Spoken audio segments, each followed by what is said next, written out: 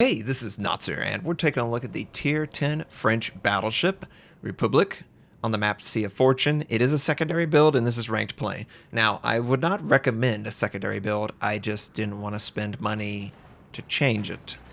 I tried pretty much every Tier 10. As far as ranked is concerned, you can make anything work as long as you play to the meta, as long as you play considering what the enemy wants to do. Obviously, radar ships want a radar. It's okay to not immediately get the objective DDs as long as you're contesting and you're not falling behind. If the enemy has 3 bases and there's nobody trying to stop the tick rate, well, that's a bad plan. But if the enemy has 1 base and you have 1 base and another one's contested, that's okay. No big deal. You can make a play. You can draw it out. I see so many players make poor decisions because they feel like they have less time than they actually have in the game. 20 minutes is a really long time. So make sure you play like that. Play smart, understand who you're going up against. Zhao, Hendon, Henry, they want to long range you. The radar ships want to get to the corner of an island, camp, radar on cooldown, and they want to rotate through them to keep you spotted. Battleships, long range gunnery, basically. They want to try and mitigate damage by taking attention. You can possibly get into a counter flank position that will deny that radar ship that positioning. Like on this map, Sea of Fortune, A and B.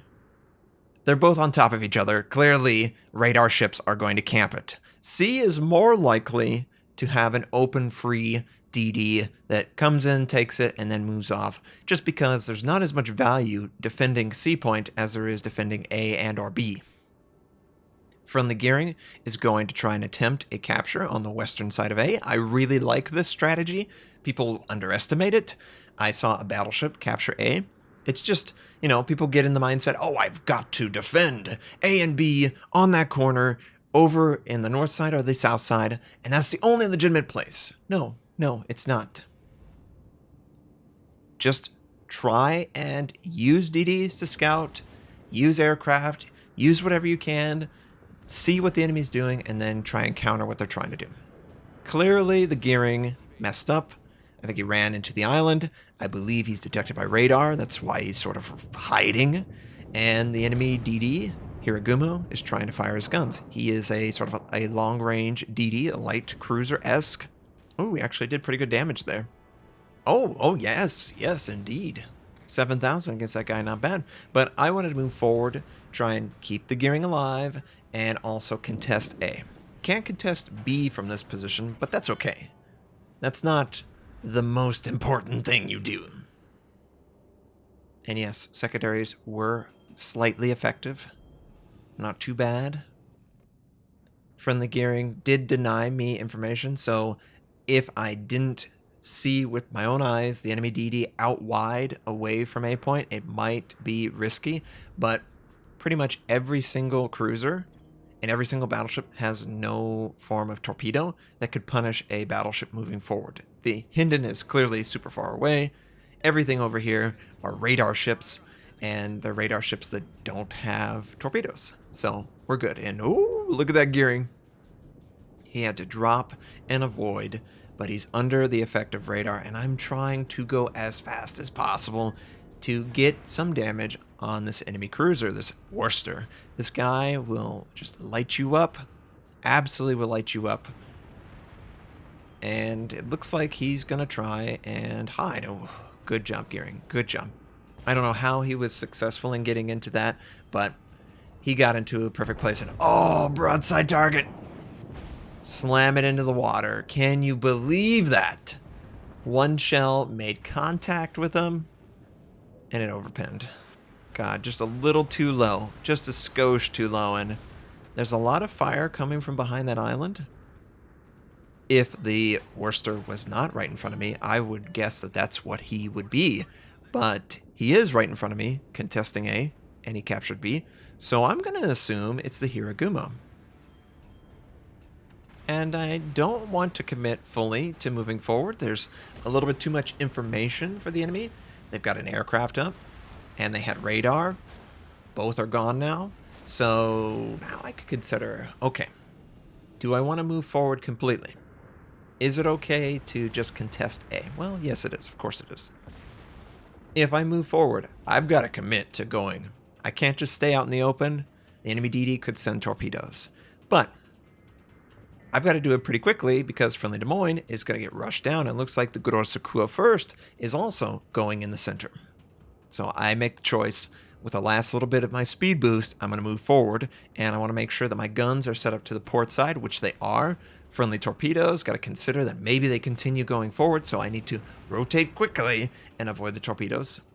Thankfully, though, they don't have the range, so I can make this play without any care whatsoever that torpedoes are a threat. Just do a quick right check. I am detected, and now I'm visually spotted. So someone has a hydro up, I think. But, oh my god, show your broadside. Goodbye! We get the dispersion that we were looking for on the first one, and oh, hello, Mr. Grosse Kur first. Did not expect to see you so soon. He's right in front of me. Thankfully, the angle and the island mitigate most of that, but this isn't looking too good. I know what he wants to do. Can you smell it? I'm at full life. He's at half life. He wants to ram me. So I'm going to attempt to retreat in reverse. And every gun cooldown, I'm going to try and shove it right in the Grosse Kur first. I'm looking for 10k. I'm trying to get the superstructure. So I aim at the gun, knowing full well that the momentum of the ship will carry it into the superstructure. We overpin, nothing sticks, but we do pretty good damage. I'm trying to hold on to putting out the fire because if he rams me, well, yeah, it's a dunzo, but, you know, maybe I survive and maybe more fires, right? I wanted to make sure he was fully dead before I committed to that. And, oh, come on, guys. Please, please kill this guy. Oh, he's getting way too close. Secondary's got a fire on him. Is he going to die? Oh, yes, he's going to die. Just barely. But he's dead. And Montana, Hinden. Hello, everyone. Gonna fire on the Hindenburg. Get pretty good damage. Yeah.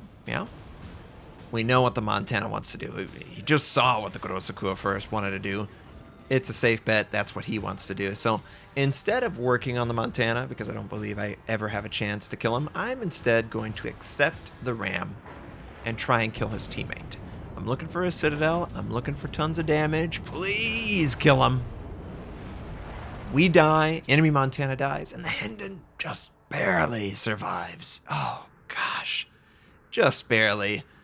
We are in high caliber, though. Did 138,000 damage. Yeah. I'm cool with that. Friendlies. Good job. Friendly took out the Hinden. And now it's 1 DD and 1 cruiser. So, less than ideal build, less than ideal situation, but I understood what the enemy wanted to do. The radar cruisers wanted to keep Friendly spotted. I tried to rush in to protect the teammate in that moment. You've got to try and read the situation because the game just isn't going to tell you enough adequately in a quick enough time, right? If he spent 1 second typing, "I'm under radar," the gearing's probably dead. So you just have to infer that if someone is near a capture, an objective, and you have not spotted a cruiser, or the last spot on a cruiser is a radar, and he's camping around the island, well, he's taking damage, and you need to try and dish the damage out to maybe cause the cruiser to lose sight, lose focus, whatever you can do, try and keep him alive. And I will guarantee you, it's a lot easier to win a game if you keep a teammate who is under direct threat in that moment alive. I know, that seems unbelievable, but it is. And just try and understand what they're trying to do. See trends, Play 5 games in rank, what are they doing? Oh, well, radar's camping, DDs are attempting to take the capture. Clearly, if radar's there, they won't be successful. As a DD, you need to keep that in mind. It is on you to recognize that, oh, they have radar. Clearly that's what they're going to do. And as a battleship, long-range gunnery. Try and get into the flank and dislodge the radar ship from camping. If you can do all that, you're going to have a lot of success. And I've really enjoyed my time with rank. I think I got up to rank 9, and then I fell a little bit back. partly because of me and partly because some of the teams just didn't work out. But if you play the game long enough and you do everything right, sooner or later, the game's going to reward you. And I'm the only one dead on my team. That's fine. I hope you enjoyed this. I hope you have a wonderful day, and I'll catch you next time.